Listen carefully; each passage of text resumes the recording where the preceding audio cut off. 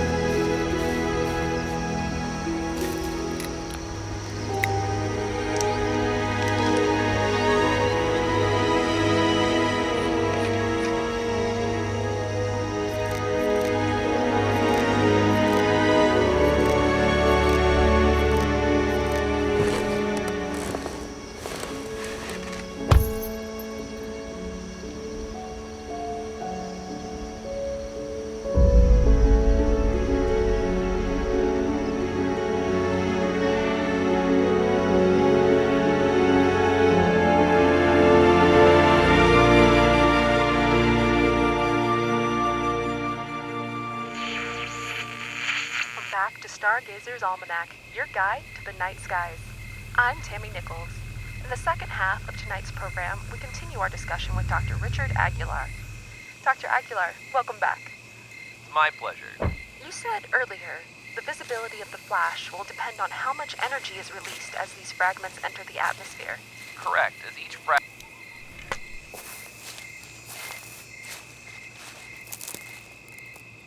Hello? Is that Audrey? Yes, it's Audrey. Who is that?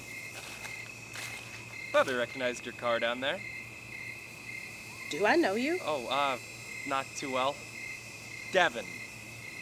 We were in Comp 1 together last year. Dugan's class. I think I also met you at the back lot once too, or I at least saw you there. Kat's birthday thing? Oh. Were you hanging out with Bowser and those guys? More like hanging around. That party was wild. Remember me though? That's yet to be determined.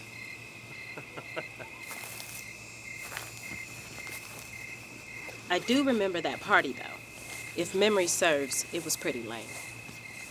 As far as parties go. That was alright. So what are you doing out here in the boonies?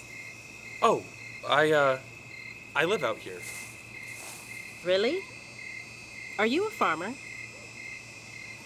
I don't know. Oh, he's mysterious. Nah. Just haven't figured my shit out yet. My dad, passed away last summer. That's why I dropped out. Oh, that sucks. I'm sorry. Happens to the best of us. Not that he was the best of us. That's quite a thing to say. Yeah, guess it is. After all, the old man left me a stack of Tom Petty tapes, half a carton of Luckies, and all this. So you are a farmer? That is yet to be determined. Well, Farmer Devon, I wasn't trying to trespass. And I'd like you to know I haven't harmed a single cob. This is a scientific undertaking. I can see that. Pretty fancy telescope. Not too fancy, but it is a good one. You into astronomy? I don't know. I used to have those great big galaxy books as a kid. With the blue covers? And the little mustachioed cartoon man that said, "Eyes to the skies"? You're making fun of me. I am doing no such thing. I couldn't wrap my head around the science of it. But I liked looking at the pictures. All them blazing stars in the pitch black. Like a million burning mysteries. Hey, guy. I think you're into astronomy. So, what are you doing out here in the boonies? Astronomy. Science. I thought we were on the same page here. I mean, are ya looking for something special? As a matter of fact, I am looking for something special. A comet. Halley's Comet? No. Admirable stab, though. The comet I'm looking for is Shoemaker Levy 9. Shoo-hoo? It's a really big deal. Why? Is it gonna smash into us? Nope. It's gonna smash into Jupiter. No shit. No shit, Devin. And not only is it gonna smash into Jupiter, it's gonna do so at 135,000 miles an hour with the impact of 10 million nuclear bombs. How's that for a party? And you can just watch all that happen. With this? Yes. Well, kinda. Actually, it's gonna hit on the night side of the planet, but I'm looking for reflections off the rings and the satellites.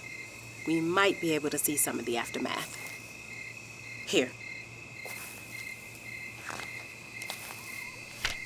There are pictures on page 42. You can see the fragments as it's coming apart. Then what happens? Then nothing. It's gone. Just poof. When I was a kid, my dad used to take me night fishing. See, he has this buddy who, owned a cabin up near Lake Cahill. God, it was great. Sitting under the stars in this rusty little rowboat night after night. I'd trace the constellations to pass the time. The first one I'd always point out was the Big Dipper, 'cause it was the easiest one to see. Hey, Dad, look, there it is! But all those old constellations seem so stupid to me now. Big Dipper's not a constellation. It's an asterism. That's not what I'm talking about. Okay. What are you talking about? Connections, I guess. People look up into this vast expanse, and what do they see? Dragon, Centaur, Cassiopeia. They all see the same connections. They already know. Like Orion's belt. Maybe I don't see it as a belt at all. Maybe I see it as a long, sharp tiger's tooth.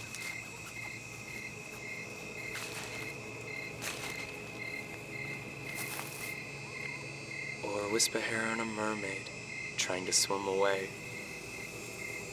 You know what I mean? Yeah, I get it. Do you? Or are you just flattering me? You know, I do remember you from Kat's birthday thing. You're the guy who wouldn't leave Sadie alone. I knew it. I knew you remembered me. Took me a minute, but it all came creeping back. See? Connections. Do you need some help? No, thank you. I just need to get some things in the car.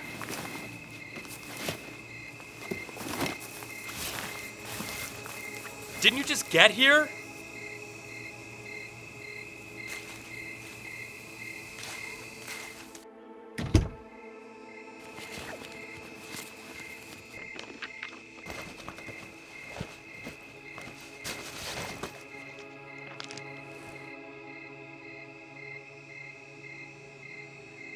You know what you should do? You ought to come back to my house. I got a nice, big open lawn. You can set your thing up. No, I can't. Come on, it'll be perfect. We can call some people over. I mean, you said it yourself, this is a party. Devin!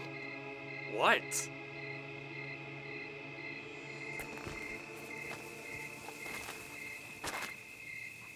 I'm sorry, I can't. I have to get back to campus. My boyfriend's waiting for me. You don't have a boyfriend.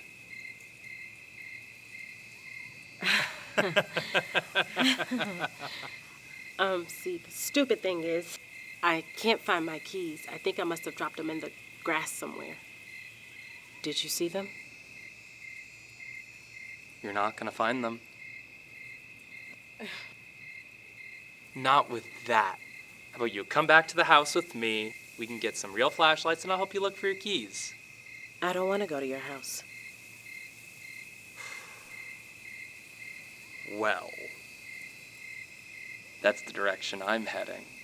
And no one else lives out this way, so it's just you and me for miles and miles.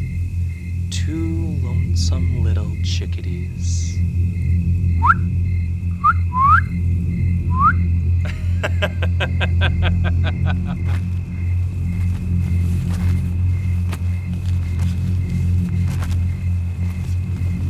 Then I guess I'll walk.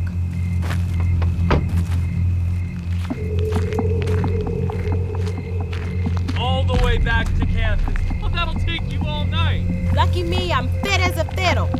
Come on, Audrey. Don't be stupid. It's not safe out there.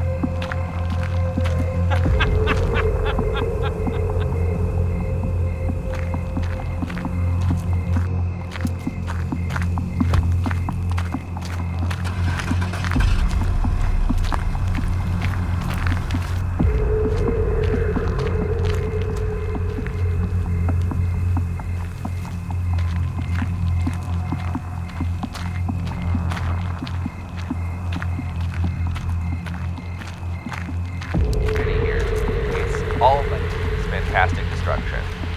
These two independent entities that have nothing to do with one another, Right. each traveling its own path for years and years. Until one day, one of them happens to bump into the other in orbit. And just like that, their fates are irreversibly tangled up together. The moment their trajectories intersect, an impact event becomes inevitable. Whether it's fate or chance, however you prefer to think about it, they are now on a collision course that will ultimately end with one of them being deeply scarred and the other completely destroyed. Extraordinary.